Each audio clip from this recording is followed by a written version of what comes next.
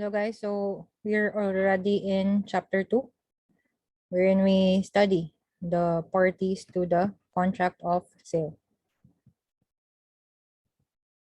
So just to remind you of this, which are the general rules on the capacity of parties to contract. So we know under the civil code that only persons who have capacity to act or those who can validly consent may enter into contracts, including a contract of sale. So there are several circumstances which affect capacity to act. And these are age, sanity, imbecility, state of being deaf-mute, marital status, and when there is vitiation of consent, such as when there is intimidation, violence, undue influence, fraud, or mistake. Okay, so Article 39 of the Civil Code tells us that penalty, prodigality, family relations, alienage, absence, insolvency, and trusteeship also limits the capacity to act of individuals. So we all know that there is a required legal age in order for an individual to act and for those acts to be given legal effect. So minors are considered under the law as persons who cannot give consent to a contract, including insane or demented persons and deaf mutes who do not know how to write. So kompleto good na guys, dili automatic na deaf mute ka, you don't have the capacity to give consent. Only those deaf mutes who do not know how to write are incapacitated under the law. So why are these persons considered by law as ones who cannot give consent?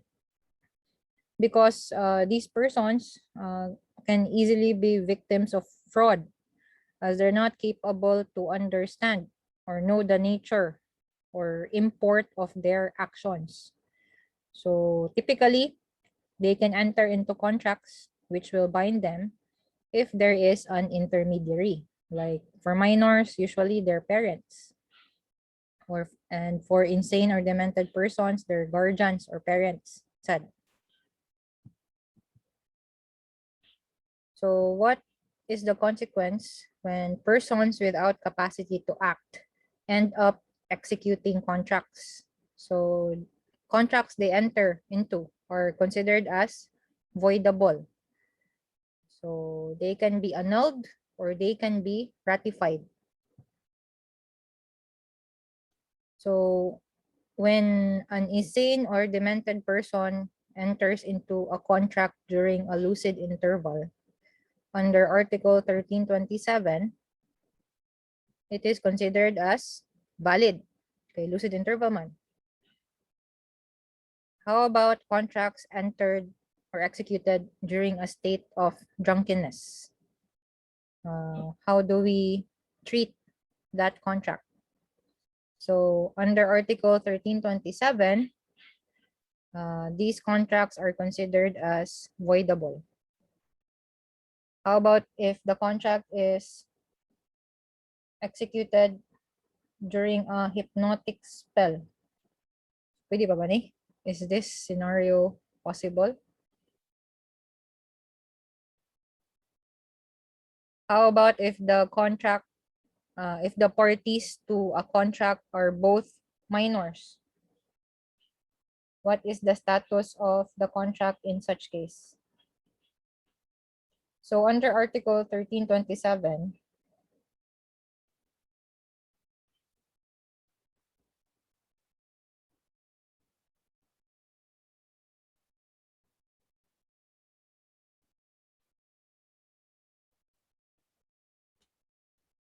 if you enter into a contract during a state of drunkenness or during a hypnotic spell, it's still considered as voidable. Okay, but if both parties are incapacitated, and if you recall under the Law on Obligations and Contracts, the contract is considered as unenforceable pursuant to Article 1403.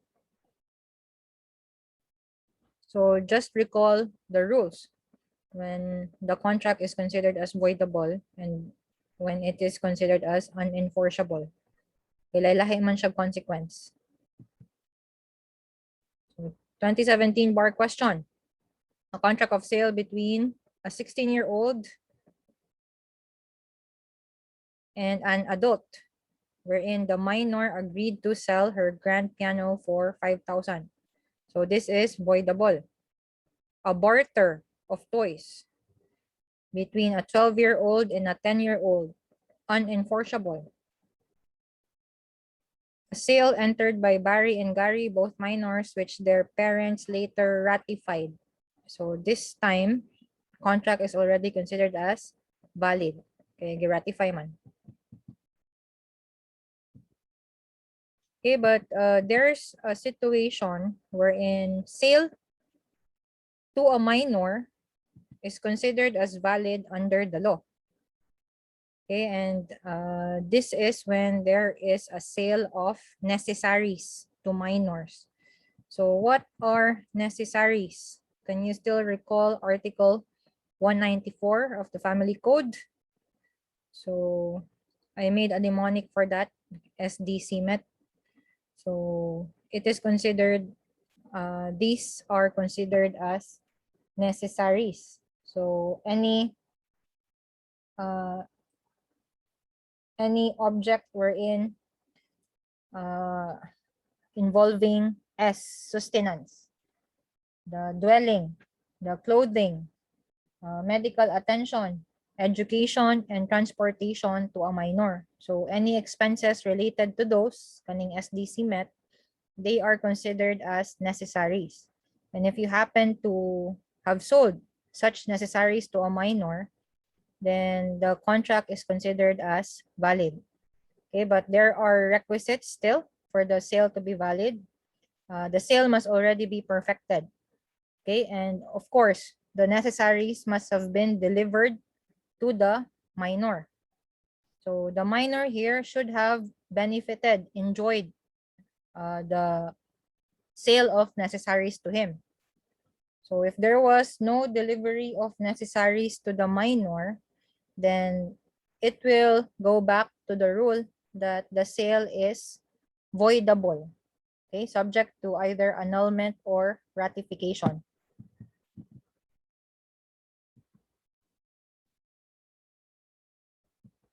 So when there is a sale to minors, there's a period granted by law within which the contract may be annulled. Okay, and the period begins when the minor will reach the age of majority.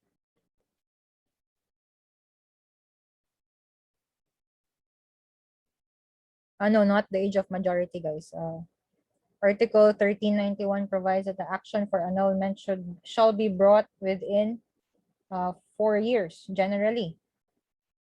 Okay, and with respect to contracts entered into by minors, from the time that the age of majority ceases, guys, or when the guardianship will cease with respect to other incapacitated persons. So the effect of annulment of the contract is provided under Article 1398, wherein the parties will restore to each other whatever was received or given in the contract. And Article 1400 to 1401 provides that when the thing is lost because of the fault of the incapacitated party, so the thing is lost. So therefore, it's not possible anymore to restore the thing. So the rule is that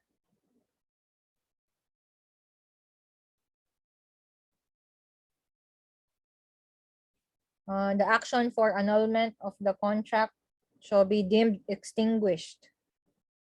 Okay, when the thing that the object thereof is lost through the fault of the incapacitated persons.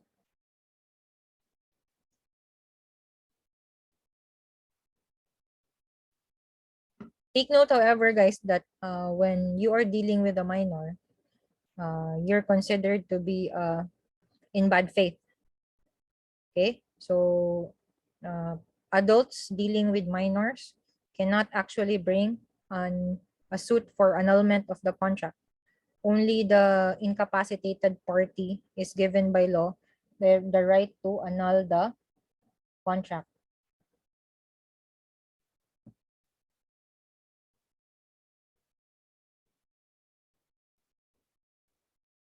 So take note that under Article 1401, if a minor will choose to annul the contract, then he must still make restoration of whatever was received out of that contract. However, there's a catch. The minor will only restore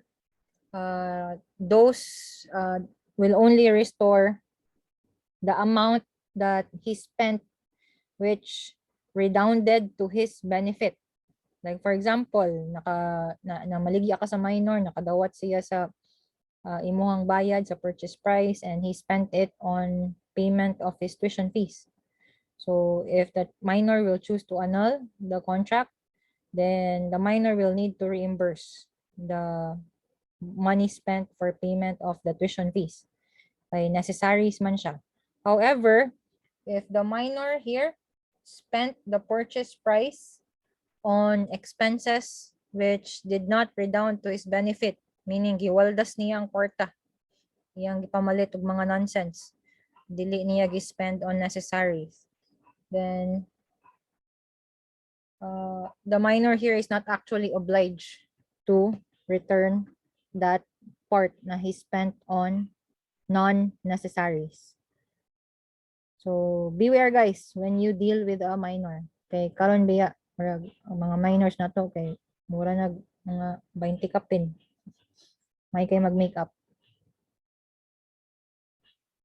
So favorite ni siya nga bar question. What's the consequence if you enter into a contract with minors?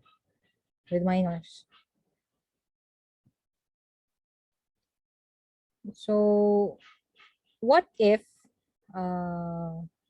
the sale is made by minors who pretended that they were of age?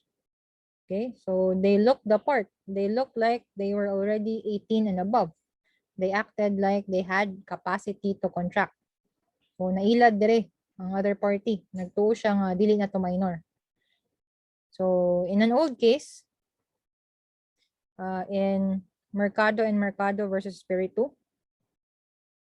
the court here actually applied the principle of estopel, right? So if the minor pretended that he was of age, then he is actually estopped later on from denouncing the sale. So the sale is considered as valid and they cannot be permitted afterwards to excuse themselves from compliance with the obligations assumed by them or to seek their annulment. So legal basis for the ruling in this case was estopel, okay, under Article 1431. So this is an old case, guys. So we need to take this with a grain of salt, okay, considering na daghan na kay tag mga laws karon protecting the minor. But still, it's it's curious that there is this kind of ruling in our case law. So how about in senility and advanced age? So general rule is that a person is not made incompetent to contract merely because of advanced years or by reason of physical infirmities. So what are those situations wherein age or physical infirmity will amount to incapacity to contract? So are contracts entered into by senile persons void or voidable? So na two schools of thought ani. Under Article 1390, they're considered as merely voidable because it's a vice in consent. But in one case, in Paragas versus Ears of Balacano, the court actually ruled that the contract they enter into is, in fact, void. Okay? So, important to note here, guys, is the fact that you have a disease, you have a physical infirmity. If it does not affect your mental faculties, then the contract will be considered as valid because you are still considered to have capacity to give free and informed consent. But in this Paragas case, guys, what's the facts here? In the Paragas case, the court held that the contract was void.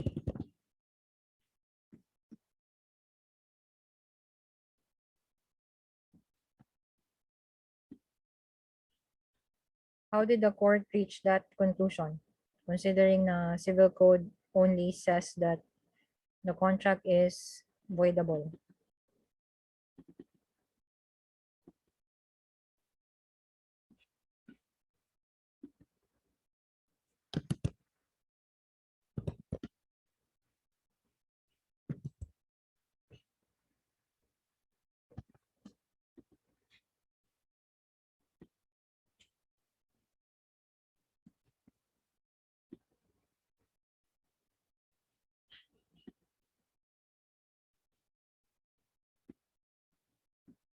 A few moments, I'm pulling up the facts of the case.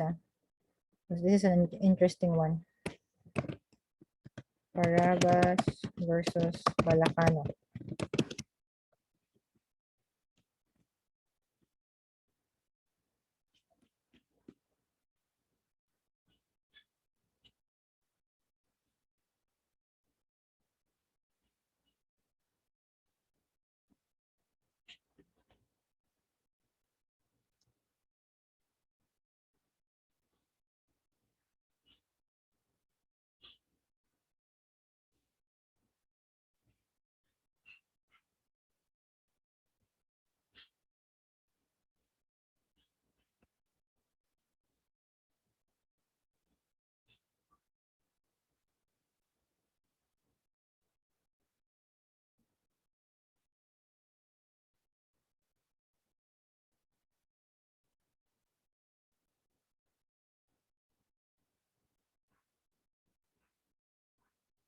So in the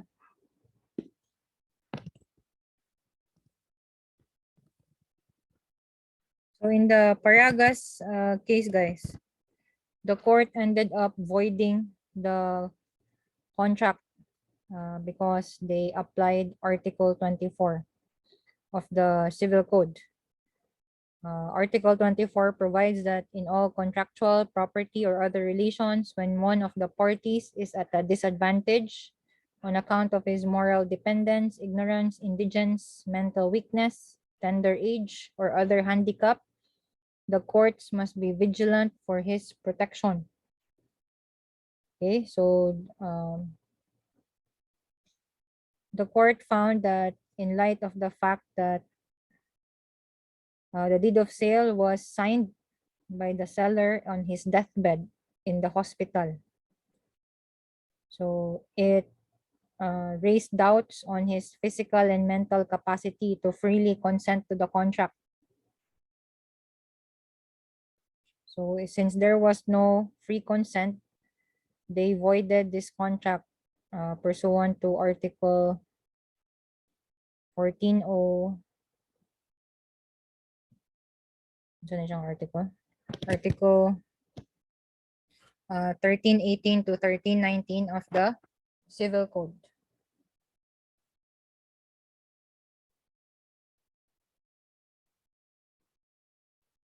So under Article 1318, there is no contract unless the following requisites concur. There is consent of the contracting parties, object certain, and cause. So, kay wala may consent, kay ano lagi, already in his deathbed, nasa sa hospital, it's as if there was no consent at all. So the court declared it as void in violation of 1318 of the Civil Code. However, 1390 Article 1390 clearly shows us, guys, that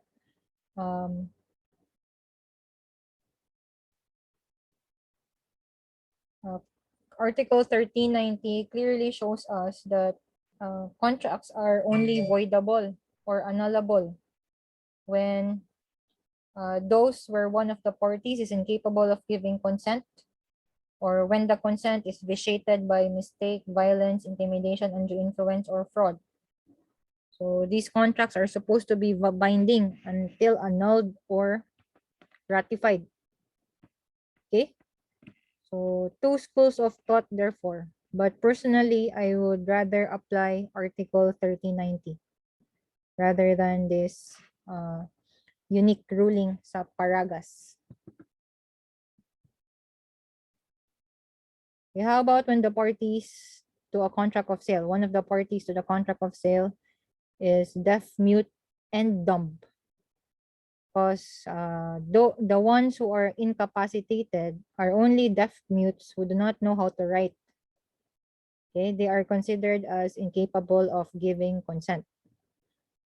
So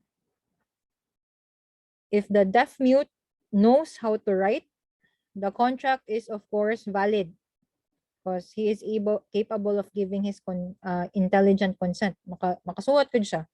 So kung makasuwat ka, it presupposes that you also know how to read. Hindi man siya blind, deaf mute naman siya, makabasa siya, makasuwat siya.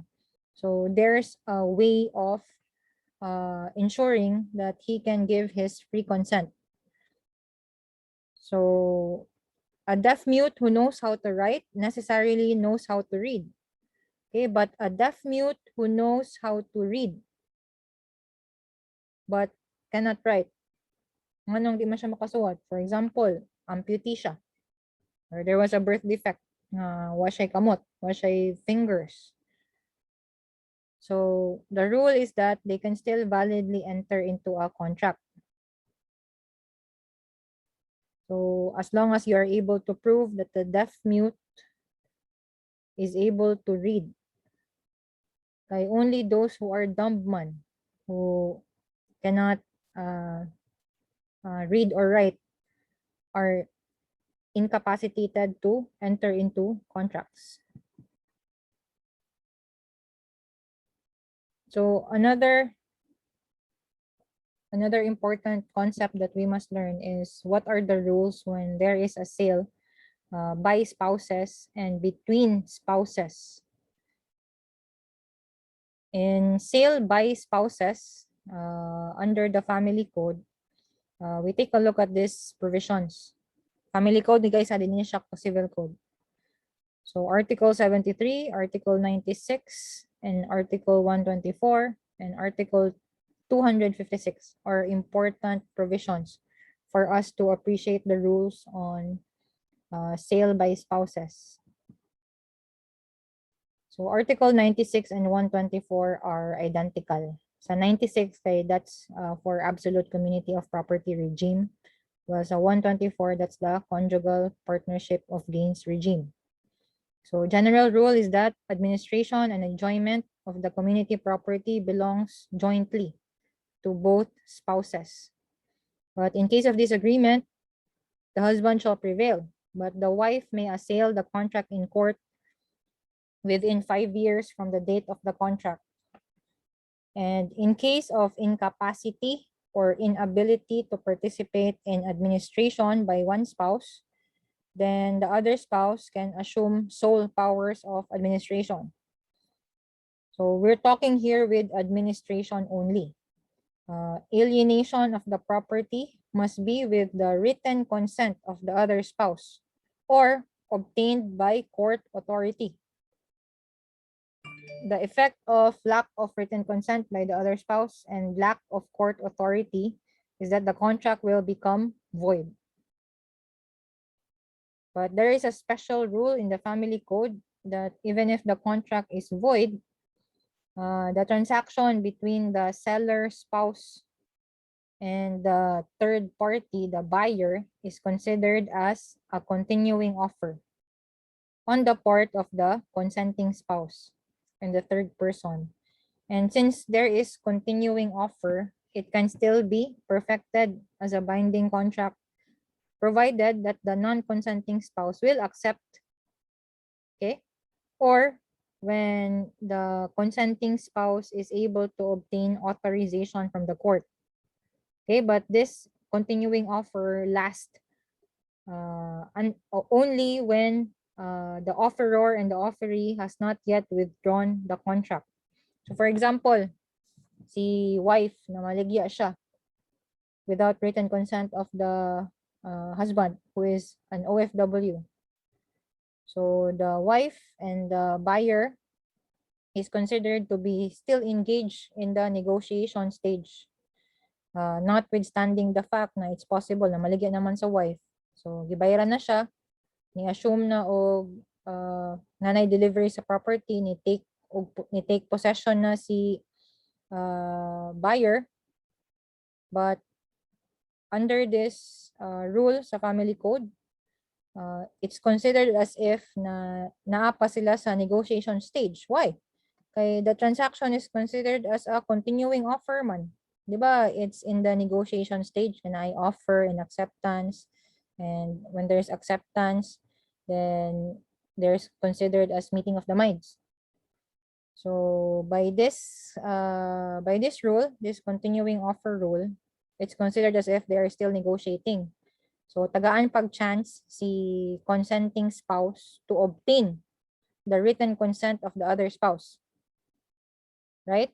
And if gahi gyud si other spouse, then the spouse who wants to sell the property can obtain court authorization. Okay, provided that the wife and the buyer has not yet withdrawn their respective offers. So si buyer wa pa ni back out og palit. Kunya si wife wala pa sad siya ni bawi. Okay? So this continuing offer rule, guys, ha? Take note of this. This is an important modification with respect to the family code compared sa civil code. So another important provision in the family code is Article 73. So under Article 73, either spouse can engage in any legitimate profession, business, or activity, even without the consent of the other spouse. Okay, so transactions made by the spouses in the exercise of a legitimate profession, occupation, business, or activity by default is considered to have redounded to the benefit of the family. Right? So what happens if one of the spouses will enter into a transaction in relation to his job or in relation to his work, and that transaction actually binds the community property? Like what happened in the case of Ayala Investment versus Court of Appeals, wherein the husband, who was an executive of a company, acted as a surety or guarantor in a transaction in a company transaction. So nag-guarantor siya, guys, sa kumpanya. He acted as a surety, but that transaction got into some problems, and the creditor here ended up trying to demand satisfaction from the husband acting as surety or guarantor for the company. So can the creditor here reach or demand satisfaction from the community property of the husband? So the rule is that even if the transaction was entered by the husband in pursuit of his profession or occupation, it is considered as an isolated transaction. It can be considered as an isolated transaction because it did not benefit the family. It was for the benefit of the company where the husband worked. So a transaction must be proven to have benefited the family in order for the community property to be bound. Right, so take a look at this, guys, the difference between the rules of the civil code and family code. So sa civil code, husband is the administrator. Okay, but the wife's consent is still required if there's any alienation or encumbrance of conjugal property. If there's no consent from the wife, then the contract is actually considered as voidable. So remedy is annulment of entire contract, and the time given to the wife is during the marriage or 10 years from the date of transaction. Right? But there's an exception in the civil code when the consent of the wife will not be needed, when the sale is necessary to answer for conjugal liabilities. So wala na ni siyang exception sa family code, guys.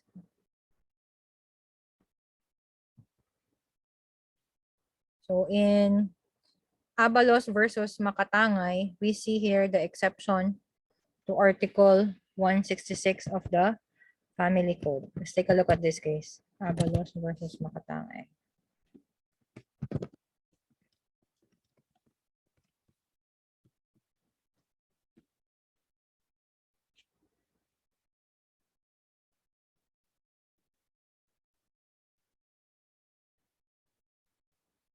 So in the case of Abalos versus Makatangay, the court ruled here that the husband may sell the property belonging to the conjugal partnership even without the consent of the wife if the sale is necessary to answer for a big conjugal liability which might endanger the family's economic standing.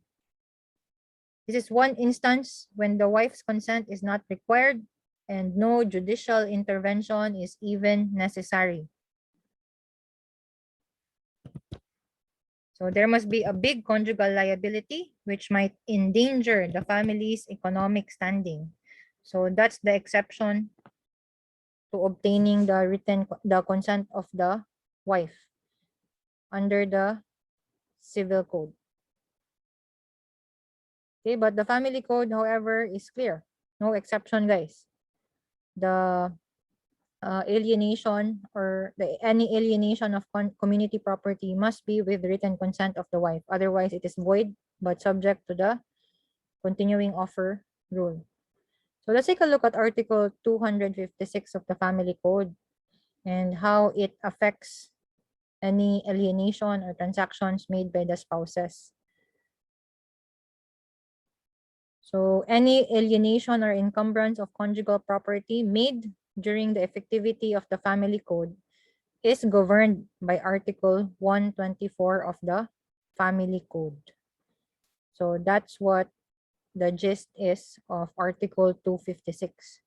Any alienation or encumbrance. So for example, what if married sila under the civil code, but they disposed of their properties after the effectivity of the family code? So what do you apply? Do you apply the rules sa civil code or sa family code?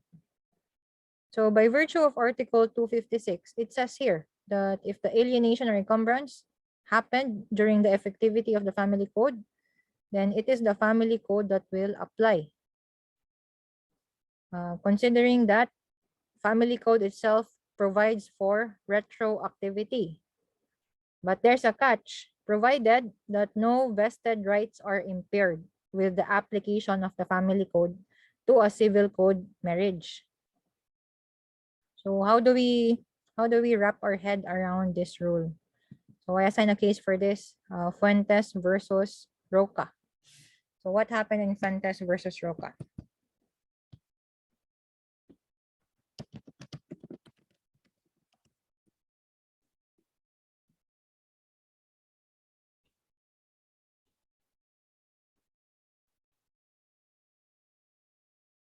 So the court here ended up applying the family code.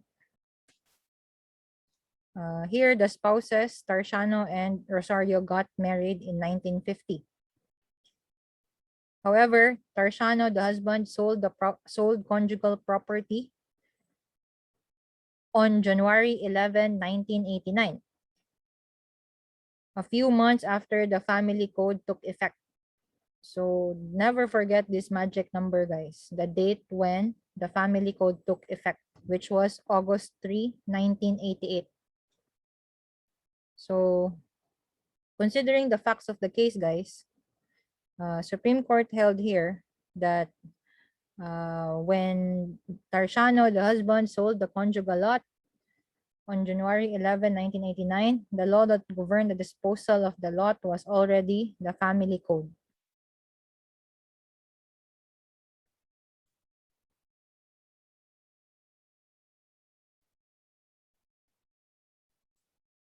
Okay? Ano ra ka-simple? August 3, 1988.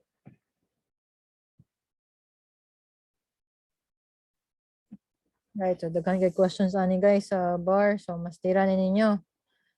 Danny and Elsa were married in 2002. In 2012, Elsa left conjugal home.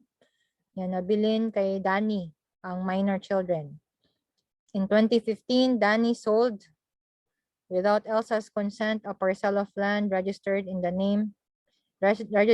name that he had purchased prior to the marriage. So the answer here is that the sale is actually void. Okay, the parties got married under the family code. So even if the wife abandoned the family, even if the proceeds of the sale was used for the tuition of the children, even if Danny acquired the property prior to his marriage, under the family code, anything that you bring into the marriage is considered as belonging to the absolute community of property. So ay mo palipat. Ang only important thing to know here is when the marriage took place and whether or not they entered into they entered into a different regime. Nag-conjugal property of gain sila. But even then, the rules in the family code pertaining to alienation, whether absolute community of property or conjugal property of gains, the same man siya. So answer here is that the sale is void, but not just void. You cite the whole rule. The sale is void, but the transaction is considered to be a continuing offer on the part of the consenting spouse and the third person, and it may be perfected as a binding contract upon acceptance of the other spouse or upon authorization of the court, but it must be either before the offer has been withdrawn by the consenting spouse or the third party, the offeree. So muna siya complete answer ato nga ani nga question na. 2015 bar. Kani Marco and Gina were married in 1989. 10 years later, Gina left Marco and lived with another man. When Marco needed money for their children's education, he sold a parcel of land without Gina's consent. So the answer here, guys, is that the same gihapon ang answer sa previous question. The sale is still void, but subject to the continuing offer rule in the family code. Why? Because the parties here, even if they got married clearly in 1989 when the family code already took effect. Right? So that's how you answer questions like this, guys. You take note when the marriage took effect. You take note when the parties got married, and you identify whether their marriage was celebrated under the civil code or family code. Next question is you determine whether the transaction, the sale, happened under the family code. So once you know those facts, it's very easy for you to apply the rules, right? Kani, this is an application of the retroactive effect of the family code. Okay, 1980, nagminyo sila sa civil code therefore. But the transaction took place in 1990 after the effectivity of the family code. So as long as no vested rights are impaired, you apply the rule in the family code, which makes the sale void. Okay, so how about in sale between spouses? How do we deal with this? Of course, spouses cannot sell property to each other. This includes sales and legal redemption, compromises, and renunciations. Exceptions will be when there is separation of property agreed upon in the marriage settlements, or when there is judicial decree of separation of property. So who has legal standing to assail the contracts between the spouses? Only those persons who have interest. And these are usually the heirs of either spouses or creditors at the time of the transfer, okay, but not subsequent creditors. And of course, the government or the state can always assail this contract between spouses. So how about sale between common law spouses? It's also considered as void under Article 1409 because its cause is contrary to law, morals, good customs, public order, public policy. Also considered as void under Article 1352. So pili lang mo, 1409 or 1352. Pwede na nga legal basis. So just a brief recap sa law, sa the rules when there is a common law marriage.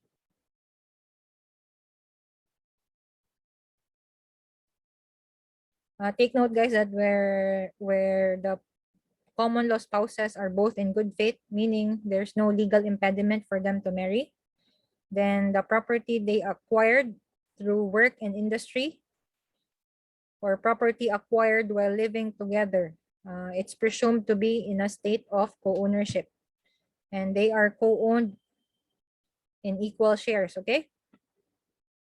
So consent of both the common law spouses are required for the alienation or encumbrance to be valid.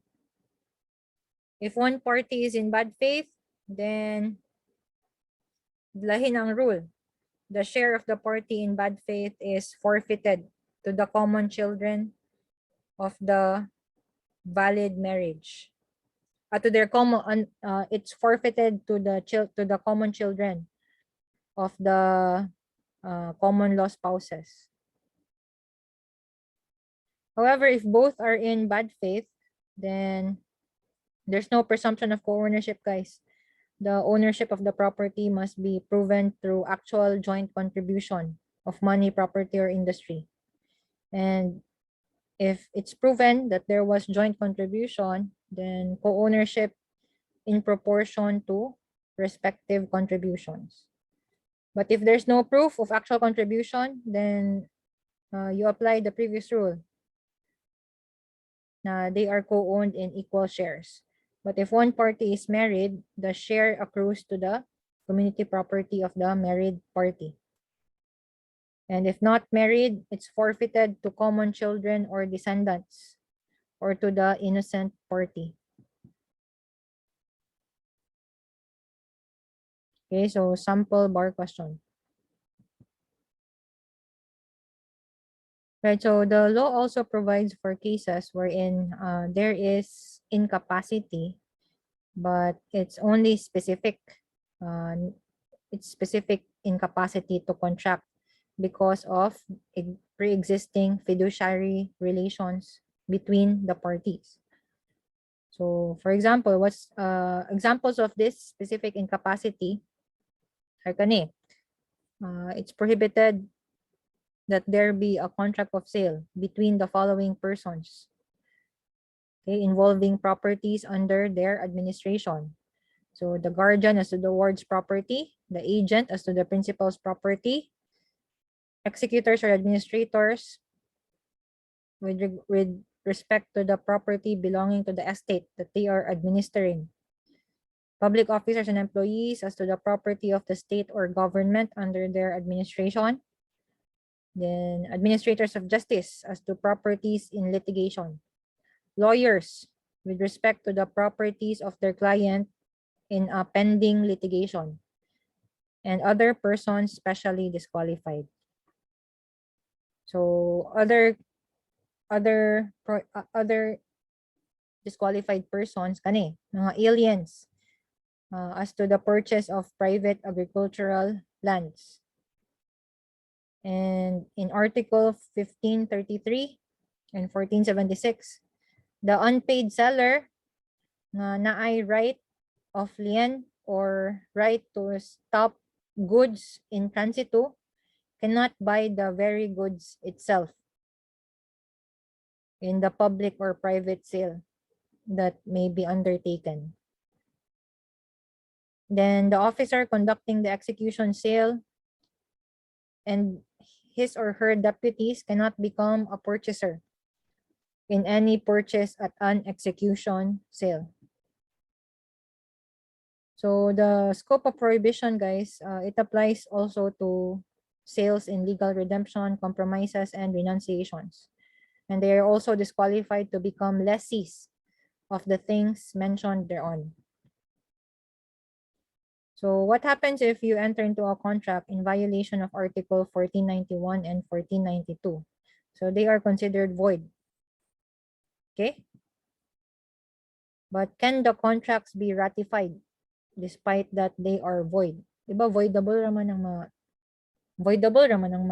ratify attorney nga no maka-ratify man tag void contract. So it's because of this particular ruling in Rubias versus Batelier. So naa-juday ka ng void siya, absolutely void, that cannot be ratified. Okay, but there are contracts that can be ratified but limited lang. Like for example, kaning but take note that ratification here means that the void contract itself cannot anymore be changed by the parties, but the parties can ratify it by entering into a new contract. Like for example, kung ang parties kay kaning guardian ug ward, agent and principal, okay, executor and administrator of an estate with regards to the heirs of that estate. Okay, but what cannot be ratified at all, and we're using ratified here in a very liberal sense. Ratified siya kay maka-enter man sila into a new contract to cure the nullity of their first contract. But in the case of public officers, employees, administrators of justice, and lawyers, the nullity of the prohibited contract is definite and permanent and cannot be cured even by entering into a new contract. Right, and take note that when there is extrajudicial foreclosure sale by virtue of Act 3135, this special law enacted sa time ni President Ferdinand Marcos, it provides here that if there is an agreement between the parties wherein the creditor is granted the right to extrajudicially foreclose the property mortgage, then by virtue of that agreement on extrajudicial foreclosure, the creditor or the mortgagee or any person authorized by them can participate in the bidding, right? So default rule, if there's power to extrajudicially foreclose, then the mortgagee can end up buying the property. So if you do not want the mortgagee or the creditor to purchase or acquire the property, then this must be expressly contradicted in the agreement. Okay, that's pursuant to Section 5, Article 3135. So dapat express ni mo nga i-disqualify si mortgagee. Otherwise, maka-join jud siya sa bidding. Kay under the Civil Code, mortgagee or trustee in a mortgage or deed of trust generally cannot be purchasers. Okay, at the foreclosure sales. But if the parties have agreed on this pursuant to Act 3135, then di na sila disqualified.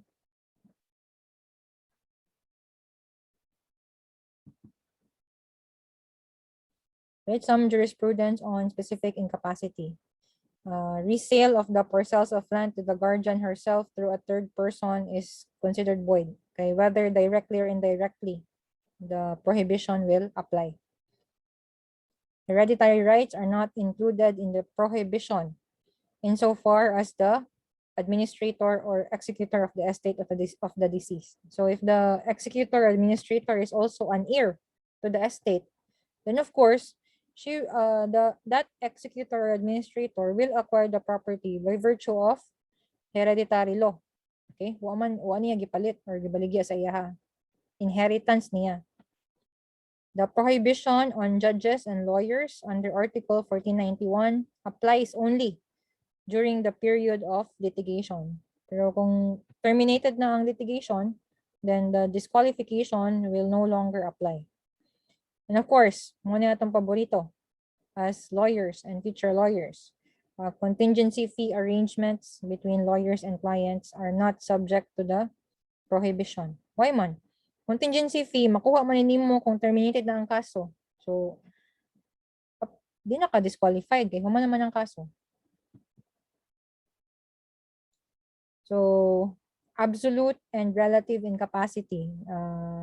It's absolute when a party cannot bind himself in any case, and relative only when certain persons under certain circumstances cannot buy certain properties. So with respect to spouses, their incapacity is actually absolute unless magbuwag sila, no? Paanal. However, guardians, agents, executors, etc. 1491 is only specific incapacity. Kay in all other cases with other persons, dealing ato ilang relations like guardian, ward, principal agent, they're not incapacitated. So ang absolute ang incapacity will be kanang sale between spouses, between two incapacitated persons.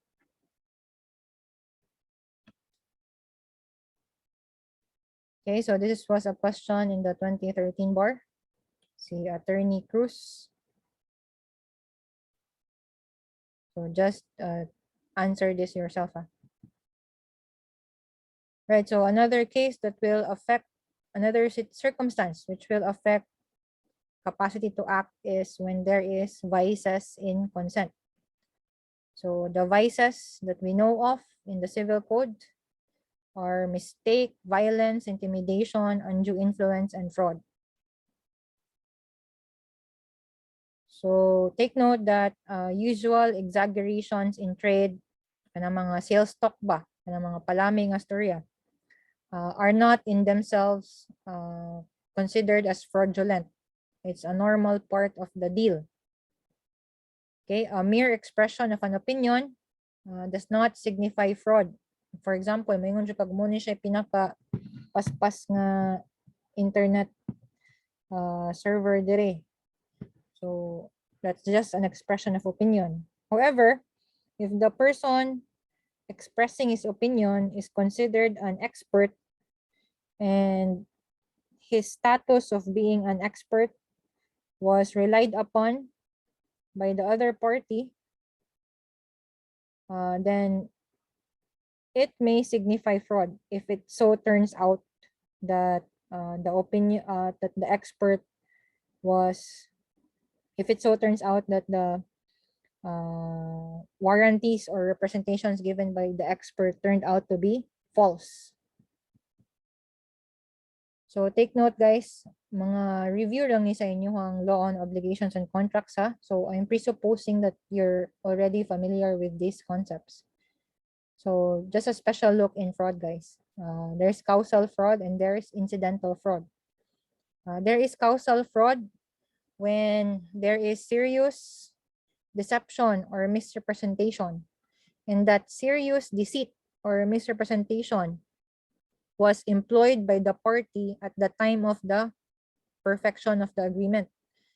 Like at the time that the parties are giving their consent, the time that they are meeting their minds.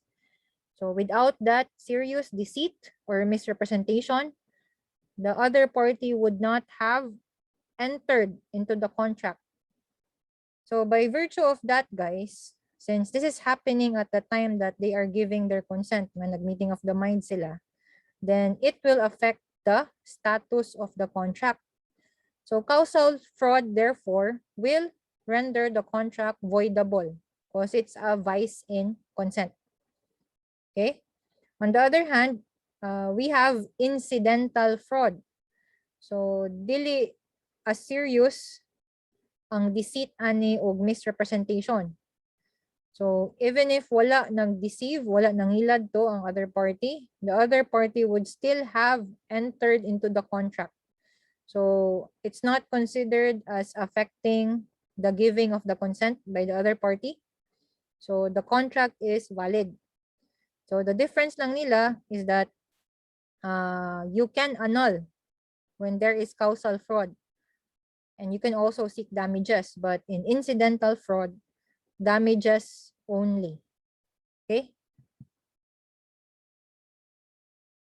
So just answer yourself this 2015 bar question. So that concludes our discussion on chapter 2. So I'll upload another video pertaining to chapter 3. Okay, so see you sa next video.